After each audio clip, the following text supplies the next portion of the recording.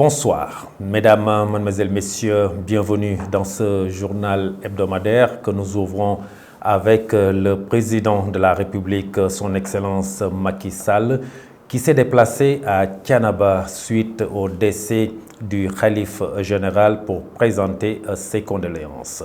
Il a saisi l'occasion pour annoncer le démarrage de la maison des hôtes de Thiénaba. Reportage Ahmadou Bambali. Le chef de l'État Macky Sall a rendu hommage au khalife général de Thiénaba, Serigne Abdourahim Seck. Cette visite fait suite au rappel à Dieu du 8e khalife de Mame Amary Ndack Seck. Pour Macky Sall, le Sénégal vient de perdre un guide religieux d'une dimension exceptionnelle. Il a ainsi réaffirmé le soutien et l'accompagnement de l'État pour la modernisation de la cité religieuse au nouveau khalife Serigne Assane Seck. Le chef de l'État a profité de l'occasion pour annoncer la reprise des travaux de la maison des hôtes, dont l'entrepreneur a été choisi, et le financement d'un coût de 800 millions de francs CFA, déjà disponible. Baye Assane Seck, 9e khalife de Thiénaba, a offert un chapelet, un livre du Saint-Coran et un tapis de prière au président de la République Macky Sall. Enfin, le fin marquant de cette visite ce fut aussi la présence d'Amadou Ba, ancien ministre de l'économie et des finances et coordonnateur départemental de Benno Bokk Yakaar, à Dakar lors de la présidentielle de 2019. Et dans cette foulée, Macky s'affiche publiquement avec Amadou Ba pour officialiser le retrouvailles. 6 jours passés, l'hôpital régional de Thiès avait observé des manques de poches de sang. Le mouvement Thiès Ca Kanam, en acte citoyen, a organisé une cérémonie de don de sang. Son président Pape Doumbouya nous fait ici l'économie de ce geste qu'il qualifie de geste citoyen. On est venu apporter un peu notre soutien. On nous a signalé qu'il y a un problème de manque de sang ici au niveau de l'hôpital régional. Donc nous étions venus aujourd'hui vraiment pour essayer de donner le peu que nous avons pour soutenir vraiment l'hôpital. Vous savez, actuellement, la situation est très compliquée et confuse. Mais néanmoins, il faut qu'on garde nos calmes et être serein parce que l'appel qu'on nous a lancé, nous avons trouvé utile de venir.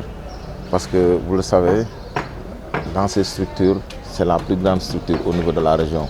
Donc nous savons qu'ils en ont besoin. Donc notre devoir, c'est de venir les accompagner. Donc on est vraiment fiers de venir aujourd'hui accomplir cette tâche.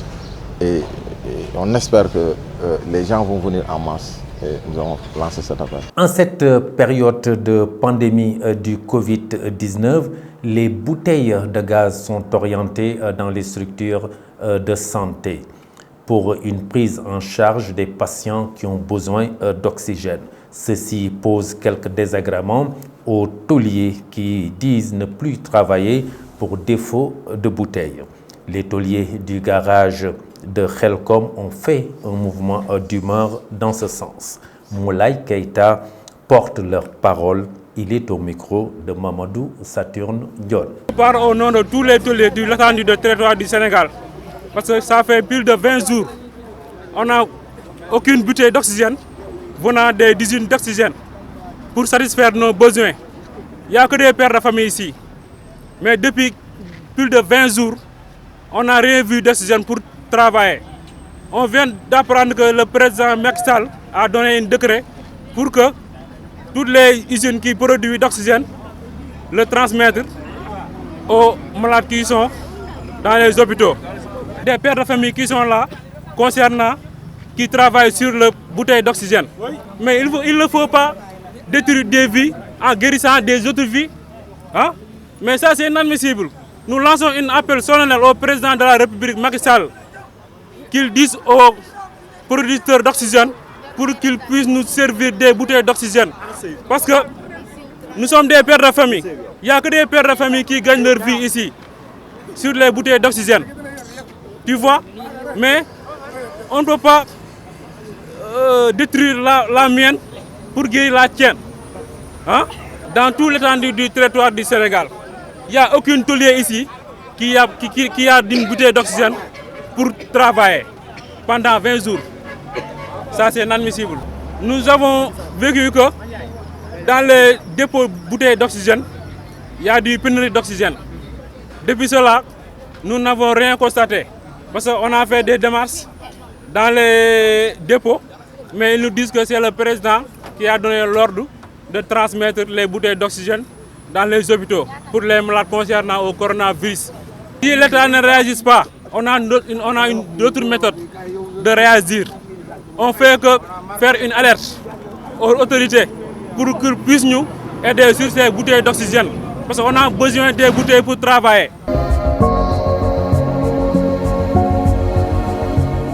Il n'y a pas de coloration politique dans la délivrance des certificats de résidence. Au niveau de la commune de Thiès-Nord, les demandes se sont multipliées certainement à cause des inscriptions sur les listes électorales, semble nous dire Abdoulaye Sen, l'officier d'état civil. Avec le contexte, il y a eu un changement. Le changement, c'est un peu le rush qu'on a vu depuis quelque temps, qui est dû à la délivrance des résidences par rapport aux inscriptions sur les listes électorales. Mais ce n'est pas seulement ça, il y a aussi les gens qui demandent les certificats de résidence pour les demandes de nationalité, de carte d'identité à la police, au niveau de la police, et aussi c'est ce qui font des demandes au niveau des banques pour l'ouverture de compte. Bon, je ne peux pas dire que ce rush est dû au fait qu'il y a la révision sur les risques électoraux.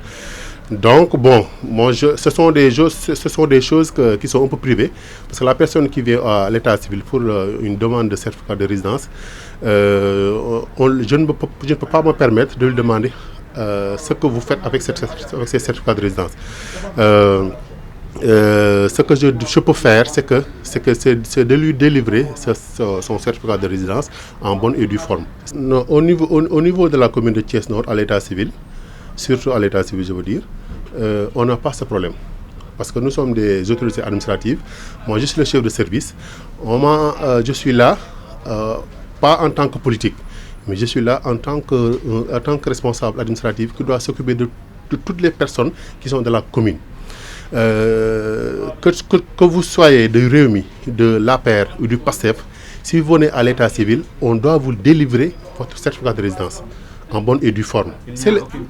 Il n'y a pas de coloration politique parce que ce sont des directives venant du maire Lamine Diallo qui m'a appelé pour peut-être qu'il a vu la situation dans les autres communes. Il m'a appelé pour me donner des directives. Je lui ai dit que si vous-même vous ne m'avez pas donné si vous ne m'avez pas donné ces directives, j'allais les faire parce que je suis une autorité administrative, je suis le chef de service de l'état civil. Ce que la loi me dicte de faire, je le ferai en âme et conscience. Encore un nouveau mouvement qui est né à Thiès. Ce mouvement s'appelle Jitel Waref et ce mouvement est créé par Al-Hassan Niang. Il nous fait une présentation de ce nouveau mouvement qui est né à Thiès. Il est au micro de Cherfal. Rendons grâce à Allah subhanahu wa ta'ala de nous avoir réunis en cette circonstance pour vous narrer la genèse de Jitel Waref, le devoir en mouvement, mais aussi vous expliquer les contours de notre projet politique. Jitel Waref, le devoir en mouvement, est une promesse. Jitel Waref, le devoir en mouvement, est une promesse, celle d'un projet de société qui ambitionne de placer le citoyen sénégalais au centre de l'ensemble des décisions publiques et de l'action publique. Jitel Waref, le devoir en mouvement, est également à la fois le fruit d'une réflexion individuelle, mais également d'un travail collectif. Un travail collectif mené dans la perspective d'offrir à notre pays une nouvelle offre politique, adossée à un humanisme érigé en doctrine politique. 15 années de pratique de la gouvernance publique et des réformes institutionnelles au sein des États ACP façonnent une vie. Elles façonnent une vie, mais elles en marquent également les contours. Nous le savons. Elles soumettent vos rapports vis-à-vis du reste du monde avec plus de recul et en empruntent le sens avec complexité. Elles vous imbibent des interactions géopolitiques et déterminent votre regard sur le positionnement de l'Afrique en général et du Sénégal en particulier. Mais également le positionnement que le Sénégal devrait avoir au sein du concert des nations. Elles structurent votre appréhension des problématiques de notre processus de développement, nous ouvrent à la complexité de celui-ci, vous ouvre à la complexité de son fonctionnement et vous éclaire des réalités qui obstruent le processus et la marche de développement de notre pays. Elle place sur votre chemin des destins qui marquent et qui vous prouvent à quel point la conjonction de compétences de notre pays constitue une chance, sinon la seule, sur laquelle nous devons compter pour asseoir le développement de notre pays de façon durable.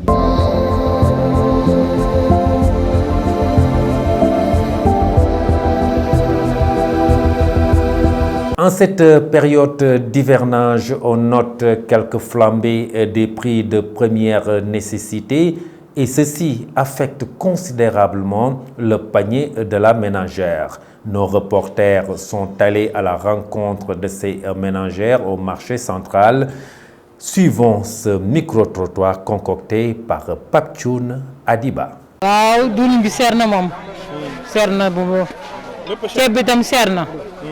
Mon constat est que l'huile et le riz sont chers, donc le gouvernement doit au moins se penser à la précarité en diminuant le prix des produits.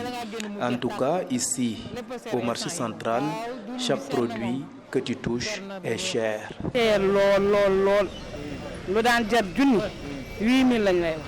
Les denrées de première nécessité sont excessivement très chères ces temps-ci.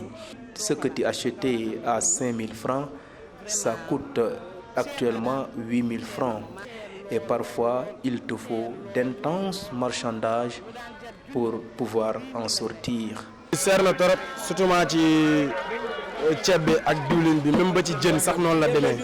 On peut dire que le riz, l'huile et même le poisson sont chers. Ceci semble être favorisé par la pandémie du coronavirus. Même nous, les vendeurs, on subit les conséquences de cette hausse. Franchement, cette flambée vertigineuse des produits, c'est la première fois que j'ai vu ça. Et je me demande réellement la cause. Et pour dire vrai, cela m'inquiète énormément parce que les marchandises que j'avais l'habitude d'acheter à 15 000 francs, en gros, on me les vend maintenant à 18 000 francs. Vraiment, c'est incompréhensible.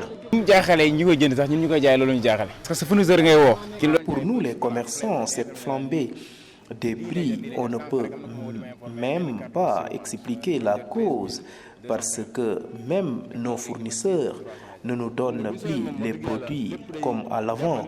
Donc, pour dire vrai, tout est cher. Et nous parlons de ces fortes pluies qui se sont abattues ces derniers jours. Et ces fortes pluies ont causé des inondations dans certains quartiers de Thiès. À Medina Fall, beaucoup de dégâts ont été enregistrés. Plusieurs maisons sont sous les eaux. Je vous propose de suivre la réaction de quelques habitants du quartier de Medina Fall.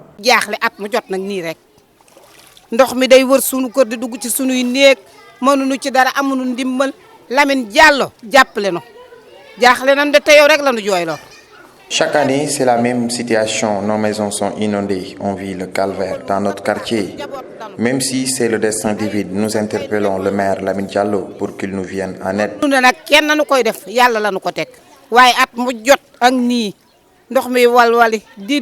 On est fatigué, vraiment très fatigué. On est obligé de se réfugier dans les maisons de nos voisins. La situation cette année est catastrophique.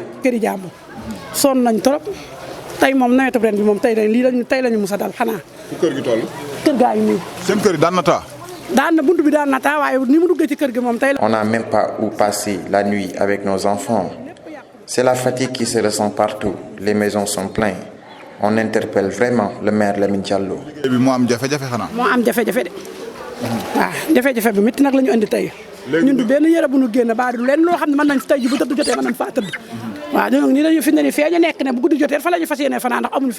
Le marché central n'est pas épargné par ces inondations provoquées par les fortes pluies enregistrées ces derniers jours. Une situation qui a provoqué l'ire des commerçants de l'Inakwa Diapo. Ils interpellent le maire de la commune de Thiès Nord, Lamine Diallo, Mamadou Seck de l'Inakwa, que nous suivons au micro de Ahmadou Bambali. Les raisons de de notre point de presse, c'est sur 3 aspects. L'aspect numéro 1, c'est le rue de la gare. Le rue de la gare, ça fait des semaines ou des mois, le délégué du marché a saisi le maire pour qu'il refaire cette rue. Mais depuis lors, il fait des promesses de va-et-vient. Donc pour cela, c'est l'aspect numéro 1. L'aspect numéro 2, c'est l'insécurité, l'éclairage public dans le marché, surtout le général de Gaulle. Depuis des mois, aucune lampe du général de Gaulle n'allume. Donc ça, c'est un pire problème au sein au cœur du marché central. Donc le dernier aspect, c'est le rue du général de Gaulle. C'est le cœur du marché. C'est le cœur du marché. Vous voyez, le rue général de Gaulle est inondé totalement. Depuis des semaines, l'eau s'est introduite dans les cantines. Aucun commerçant ne peut accéder à leur place. Où est le réseau de canalisation? Donc aucun réseau ne fonctionne depuis des années. Donc c'est pas une problème, comment dire, c'est un problème qui n'est pas un problème de cette année. C'est un problème de longue date. Chaque année, nous rencontrons des difficultés à cause de cette caniveau-là. Aucun caniveau du marché central ne fonctionne pas. C'est à cause de la commune du maire Thiès Nord, M. Lamine Diallo. Il devait faire le curage avant l'hivernage. Donc ça n'a pas été fait. Quelques caniveaux ont été curés seulement. Donc vous voyez le général de Gaulle est totalement inondé. Depuis ce matin, l'eau est là, il ne bouge pas. Donc c'est un réel problème. Donc nous lançons un appel au maire Lamine Diallo que le délégué a dit. Nous donnons un ultimatum d'ici le 30, Inch'Allah, le 30 août. S'il ne fait pas déboucher les caniveaux et faire l'éclairage public, donc les droits de commune seront arrêtés totalement au marché central de Thiès. Donc, le marché de Khelcom est dans un état désastreux en cette période d'hivernage. Les commerçants vivent des moments très difficiles. Ils sont en contact direct avec les ordures et les autorités locales ferment les yeux. Les habitués du marché Khelcom disent ne pas avoir une assistance des autorités locales. Ils interpellent le maire de la commune de Thiès-Est, Babacar Faye, que je vous propose de suivre au micro de Pape Thioune et Cherfal. Comme vous le constatez, il y a trop de manquements. Électricité, il y en a, mais ça ne suffit pas. Parce que au 30 du marché, il n'y a qu'un seul poteau pour alimenter tout le marché. Bon, à ce que nous constatons, la poteau est saturée. Et donc nous avions fait avec le délégué du marché, nous sommes rendus à la Sénélec pour faire un devis pour que notre poteau soit installé ici. Donc le devis a été fait. Moi en personne, je me suis rendu à la mairie pour le présenter au secrétaire municipal. Une fois là, il m'a dit que la mairie ne peut pas financer ce devis-là. Ça a tourné aux environs de 2 700 000 ou 2 800 000. Ah, bon, ils n'ont pas les moyens pour payer ce devis-là. Bon, la salubrité, c'est dû aux riverains. Bon, comme on sait, là où il y a des gens, forcément, il y a du saleté. Mais une fois après, on n'a pas de bac pour y mettre le saleté, parce que la mairie ne fait pas ce travail-là. Bon, c'est 2 fois, nous, en tant que jeunes tailleurs, nous sommes rendus à la mairie, parler avec le secrétaire municipal. Ils nous avaient envoyé le bac après le ramassage des ordures. Un jour, ils l'ont ramené. Mais depuis lors, il n'y a rien. Et les riverains, à chaque fois, la nuit, ils viennent ici au marché pour jeter les ordures.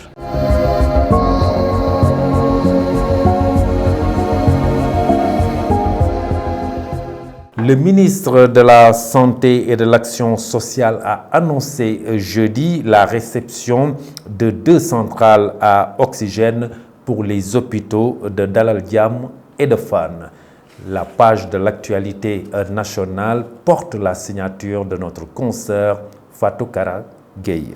Nous démarrons l'actualité nationale par le guide des Moustachidines dit être contre un troisième mandat de Macky Sall. Pour Serigne Moustapha Sy, le chef de l'État cherche par tous les moyens à se faire élire pour la troisième fois. Mais on verra s'il va y arriver si Ousmane Sonko et compagnie ne viennent pas à le faire reculer. Je vais m'en charger personnellement parce qu'à mon avis, il y a des choses inacceptables. Et puis, le ministre de la Santé et de l'Action sociale a annoncé jeudi la récession de 2 centres à oxygène pour les hôpitaux de Dalal Jamm et de Fann dans le cadre de la prise en charge de la COVID-19. Ceux-ci permettront de renforcer considérablement l'autonomie en oxygène de ces centres de traitement des épidémies CTE, a indiqué Abdoulaye Diouf Sarr sur Twitter. Et enfin, les 25 étudiants exclus et ou suspendus de l'université Cheikh Anta Diop de Dakar avaient introduit un recours au niveau de la chambre administrative de la Cour suprême pour l'annulation de ces mesures afin de passer leurs examens. D'après les GSU, la haute juridiction va se pencher sur ce contentieux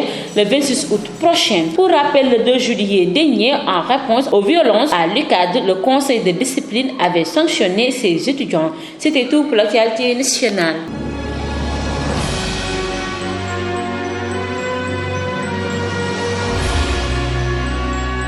Au Cameroun, les affrontements intercommunautaires ont fait au moins 32 morts et 74 blessés. La page internationale porte la signature de notre consoeur Ramatoulaye Cissé que je vous propose de suivre. Nous démarrons l'actualité internationale au Mali. 15 soldats ont été tués au cours d'une embuscade imputée aux djihadistes dans le centre du pays, a annoncé l'armée. Au moins une vingtaine d'autres ont été blessés et conduits dans un hôpital de la localité de Sévaré. L'attaque a eu lieu précisément hier entre les localités de Nokara et de Boni dans le centre du Mali. Au Burkina Faso, 47 personnes, dont 30 civils, 14 soldats et 3 supplétifs de l'armée, ont été tués ce mercredi lors d'une attaque par des djihadistes présumés contre un convoi militaire escortant des civils dans le nord du pays, annonce du gouvernement burkinabé. Au Cameroun, des affrontements intercommunautaires ont fait au moins 32 morts et 74 blessés dans la région de l'Extrême. Près de la frontière tchadienne, des milliers de personnes ont fui au Tchad et à l'intérieur du pays, selon le Haut Commissariat aux réfugiés de l'ONU. Le calme est revenu, mais la situation est toujours difficile pour les réfugiés. C'était tout pour l'actualité internationale.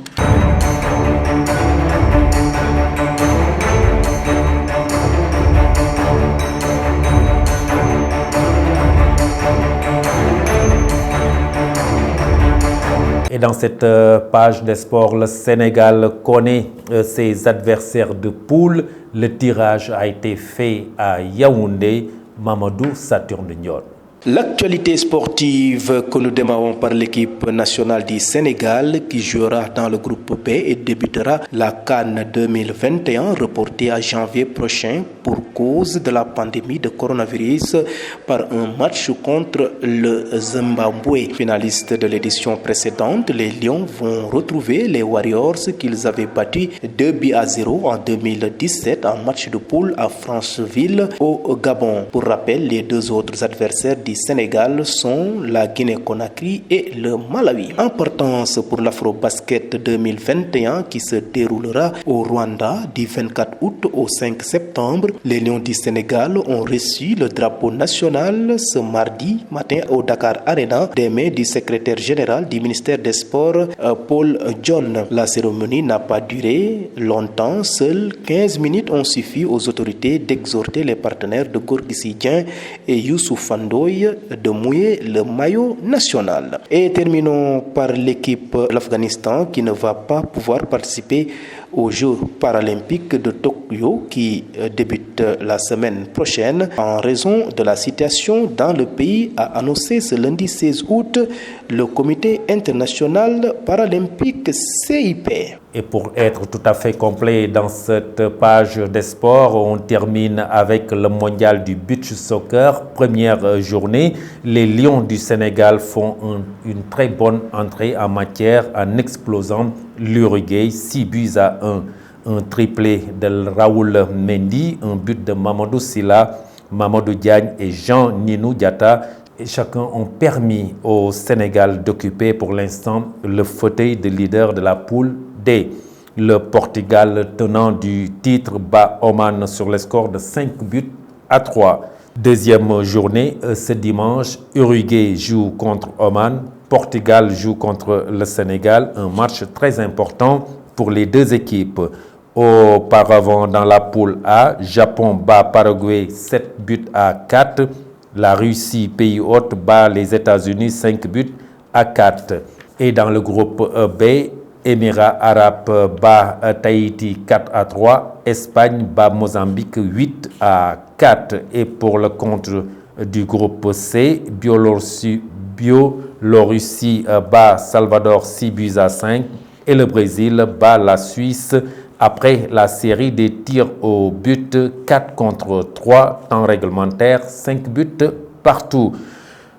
Et nous parlons de la Coupe du Sénégal, 8e de finale. Le Casa Sport élimine la Sonacos après la série des tirs au but, 5-3, temps réglementaire, 0 but partout.